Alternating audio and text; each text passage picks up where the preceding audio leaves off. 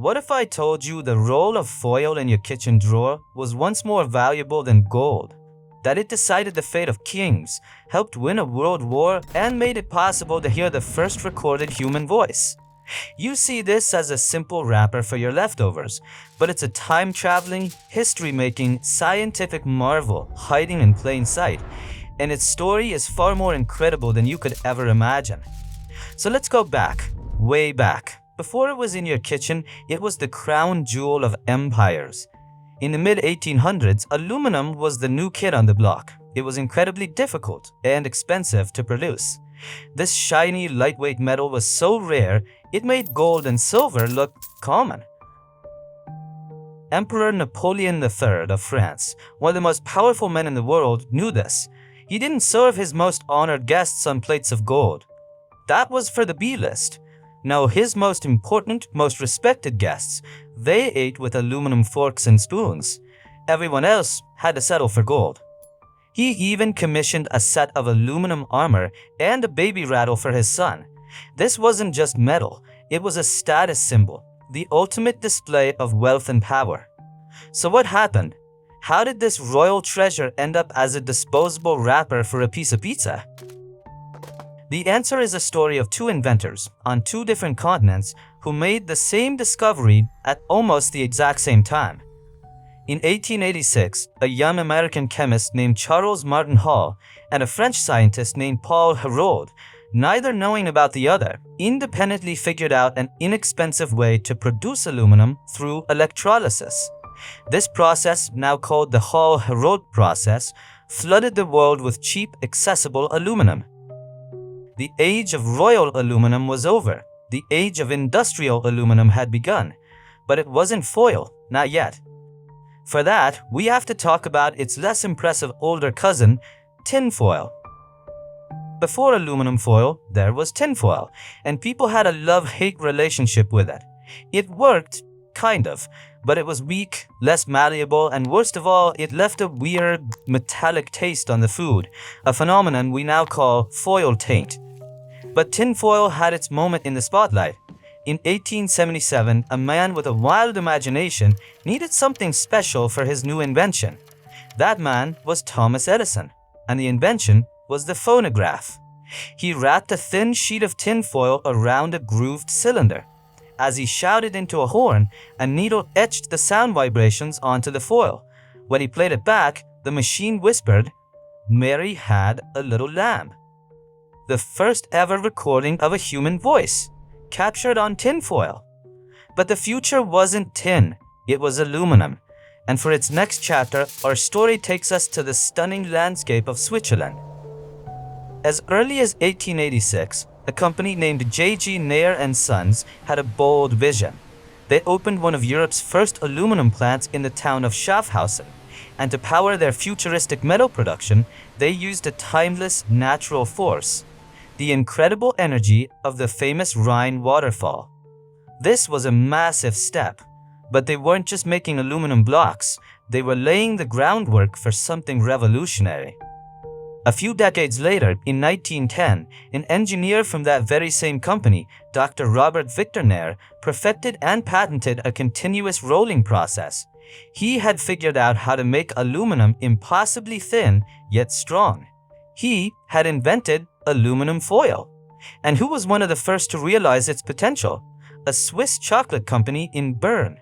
In 1911, Tobler started wrapping their iconic triangular chocolate bars, Toblerone, in the shiny new material from Nair's factory. It didn't taint the chocolate, and it kept it fresh. It was a perfect match. Then, America wanted in. In 1913, the United States began producing its own foil. One of its first uses, packaging Lifesavers candies in that famous shiny tube. Around the same time, it was also used to make leg bands for identifying racing pigeons. Aluminum foil was becoming the go-to material for packaging. It was clean, it was modern, it was the future. And then, the world went to war. During World War II, this humble kitchen wrapper became a secret weapon. Allied air forces needed a way to confuse enemy radar systems. The solution was surprisingly simple and brilliantly effective. It was codenamed chaff. Bombers would drop thousands of long strips of aluminum foil from their planes.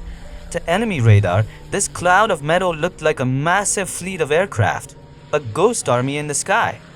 It created so much noise and confusion that it could blind anti-aircraft batteries, allowing the real bombers to fly through undetected. It was a low-tech solution to a high-tech problem, and it saved countless lives. On the home front, aluminum was so vital to the war effort that governments urged civilians to save every last scrap. Kids would collect foil and roll it into massive balls. In many towns, you could even trade in your foil ball for a free movie ticket. It was a national obsession, a way for everyone to contribute. When the war ended, the world was different, and so was aluminum foil. The massive production capacity built for the war was now aimed at the American home. And this is where our modern relationship with foil really begins. The post-war boom was all about convenience, and nothing said convenience like the TV dinner. In 1948, the first pre-formed all-foil food containers hit the market. This led directly to the birth of the compartmentalized tray that made the TV dinner possible. It reshaped the entire food industry.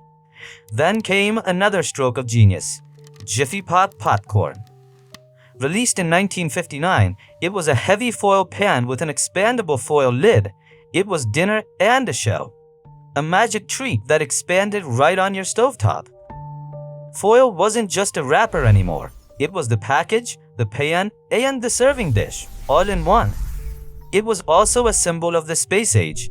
The shiny, reflective surface that made it great for cooking also made it an excellent insulator. The shiny side of aluminum foil is 88% reflective. That's why it was used in everything from insulating spacecraft to a peculiar 1960s Christmas trend. The aluminum Christmas tree, a shimmering metallic symbol of a world obsessed with the future. So how is this stuff actually made? It starts with giant slabs of aluminum, cast from molten metal.